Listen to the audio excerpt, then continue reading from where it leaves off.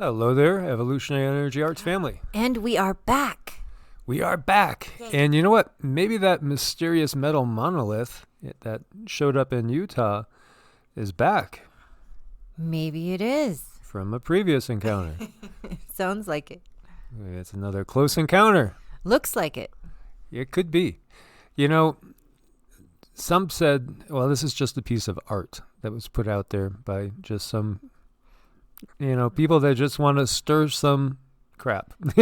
Well, I tried to get a read on it, and actually I could not. I felt the only way I could really get a good, solid read on this is to be right next to it.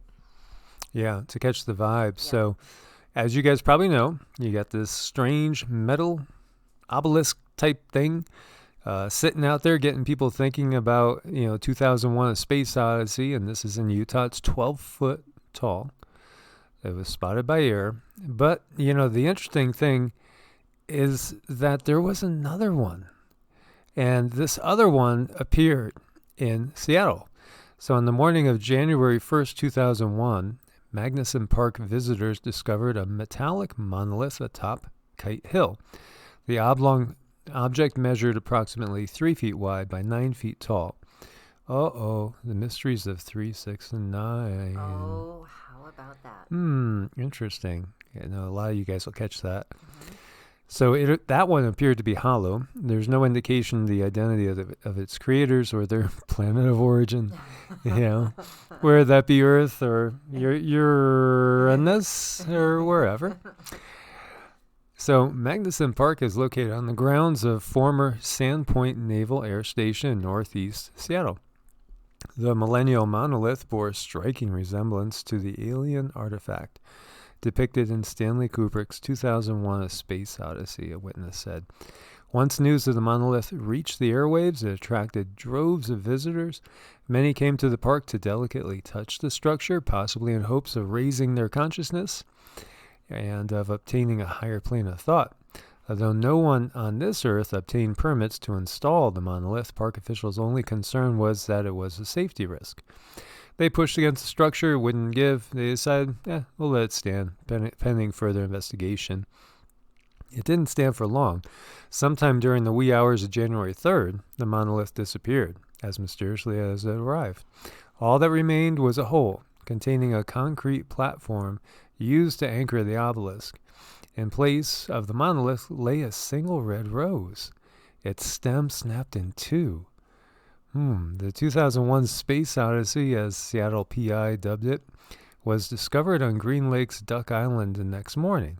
At the same time, artist and Blue Moon Tavern regular Caleb Shaver revealed that he and a band of anonymous collaborators, calling themselves Some People, had fabricated the device and several smaller versions placed around Seattle. Shaver said that the group had nothing to do with the monolith hijack. Magnuson Park manager C. David Eubanks arranged for the artwork to return to Sandpoint at least temporarily. In the latest twist, someone installed a rocket-like aviation fuel tank nose down on the monolith's original site during the night of January 6th and 7th, 2001. Very interesting.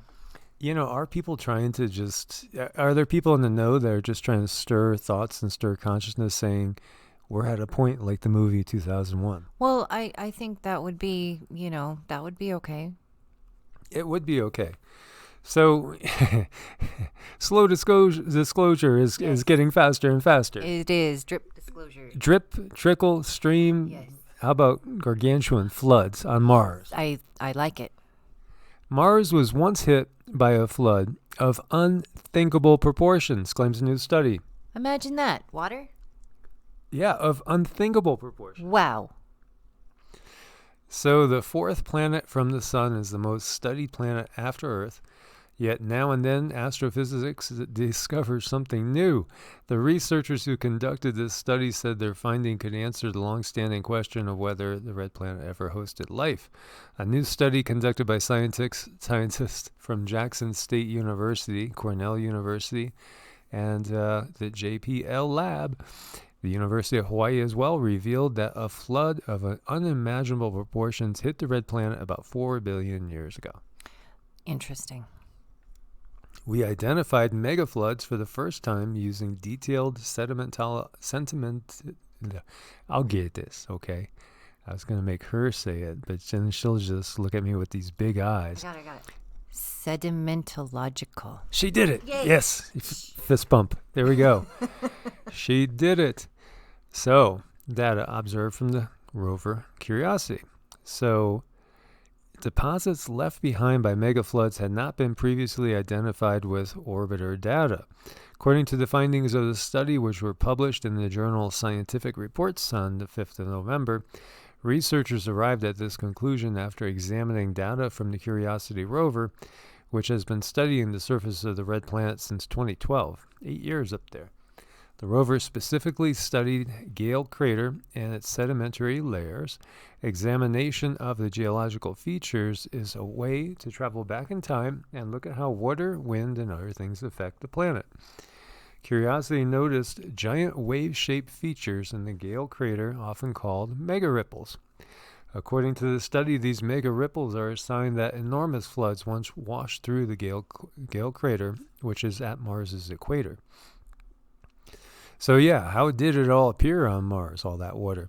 The researchers said the most likely cause of the humongous flood was heat triggered by a meteorite hitting the red planet.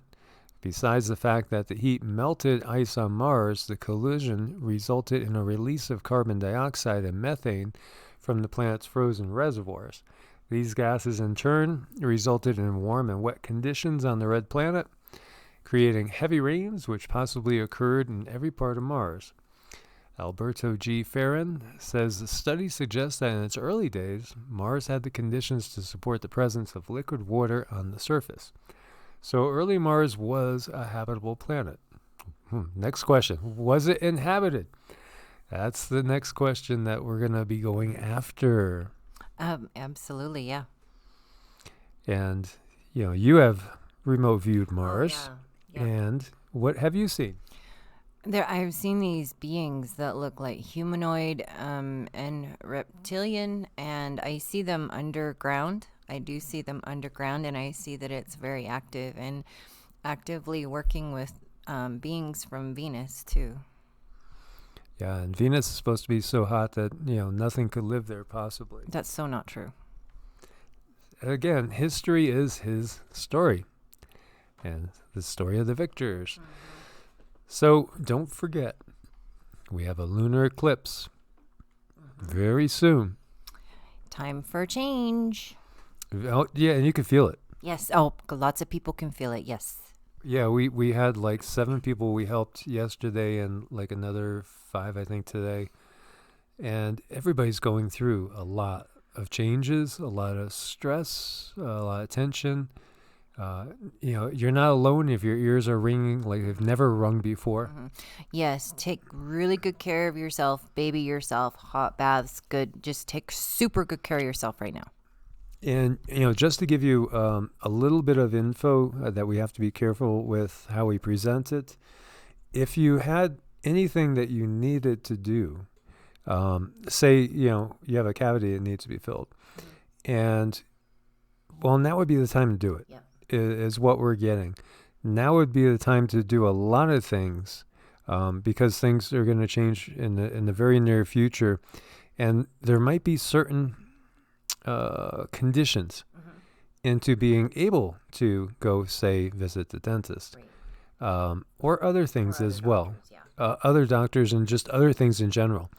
And some of these conditions, might involve things that might say, might make you go, ouch, this might be a little pinprick. Yeah, you might feel a little poke. Yeah. So, better sooner than later, as we head into, I think, another stage. Is the best way to put it is we're going to be going to an all new level, and as Cindy says, new level, new devil. That's right, you guys. So we have this lunar eclipse on the 29th and 30th, and we already had 3 lunar eclipses in 2020. The final one is going to appear over North and South America, the Pacific Ocean, and the neighboring regions. And as you see, this is going to be the area. A lot of change. The change is already coming. You could see it. And if you get on, for instance, say Twitter, or if you get on Godlike and you do a search, and you see what's being talked about in association with the current leadership of the USA and the stuff that's starting to dribble out. Again, it's like a trickle, drip, drip, drip. Uh-oh, we're going to have a flood. Right. Yes, definitely. And, we had talked about, again, this timing, like November 30th is when things could really start to swing. And then we have, we're at the midway point of the two eclipses. I forget again, guys, sorry, if it's the 10th of December or the 14th. But the 14th is also a very important election date, as well as also the solar eclipse, too, so... man, things are heating up, and you guys are feeling it. We're all feeling it. Things are heating up. And over in Arlington, Texas, we had an EF2 tornado that hit and caused quite a bit of damage there. We've seen it. We've talked about how we're going to be getting more extreme storms, and you can see some of the damage that's going on. Oh my gosh, that's so sad. And, again, the storms are going to get more intense. We've said it a million times, where there's flooding, there's going to be more. Where there's storms giving you these types of effects and massive hail, it's going to get more intense. And there's video here for you guys to check out. Some big damage over there. Extreme heat wave conditions and record temperatures expected across South and Southeastern Australia. And the wild swings continue, so, we're having records falling left and right around the globe. That's going to be the trend, and it's just going to get more and more intense. So this could bring some fire hazards to the Northern Rivers region and the Great Dividing Range as well. And while we have the extreme heat wave going on here, in other areas we got just the opposite going on.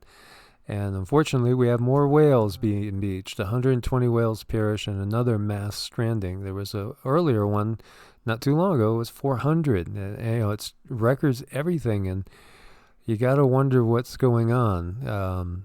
Is it, we've talked all about the possibilities. It could be some sort of secret military sonar going on. People will bring up Fukushima. It's just, there's so many different things, and we've had so many horrible die-offs. It's just so sad. It is really terrible. And so we see Gaudi leaves a trail of destruction after making a historic landfall in Somalia. And this was Tropical Cyclone Gaudi. And this one was 103 mile an hour strong wind storm. And it set the records. It's the strongest storm that hit Somalia since satellite records began 50 years ago. It brought more than a year's worth of rain to the region in 48 days. And left at least 8 people dead in Somalia. At least 5 Yemeni fishermen have died after their ship was caught in the storm as well. 42,000 people have been displaced in the Bari region. 180,000 affected. 3,800 shelters destroyed. And it left behind significant physical and economic damage. It's horrible. 700 houses destroyed. Let's send our prayers and best wishes for everybody over in that area as well.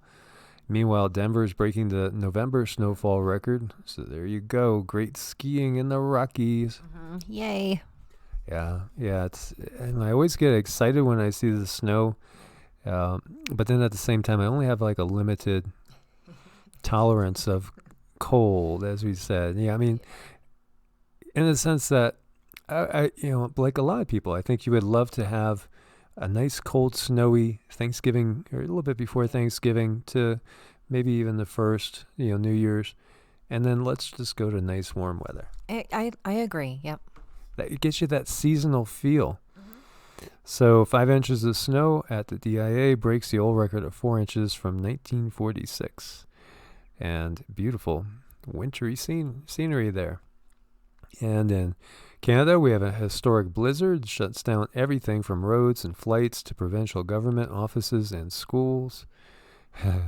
That's a lot of work there. Thankfully, he's got a snowblower instead of a shovel. Oh, look, he's up to his waist. Yeah, so this is in Labrador, Canada. And meanwhile, a major cyclone was threatening Somalia, as we talked about it. Then you have a record-setting blizzard shutting down parts of Labrador. You know, it's just one thing after another. There's Snowmageddon. Wow.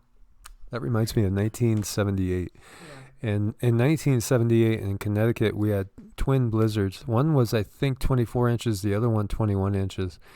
And, you know, I was like 12, 13 years old at that point. 12 years old when they hit. And it was just wild because the snow was so high. I made like such great forts.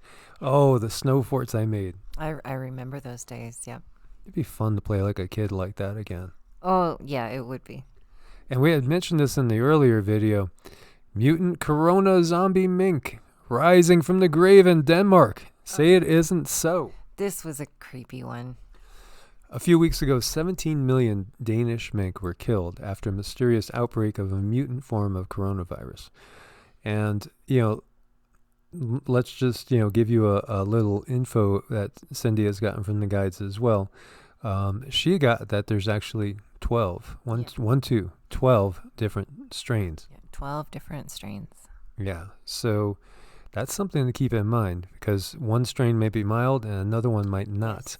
Exactly. One might affect a certain, you know, DNA. Yeah. Let's put it at that. And, you know, the other one might not. Mm-hmm. So, you know, it's a good idea to be cautious because it feels like, again, the winds of change are here. And I think you guys know what our feelings are about the whole situation.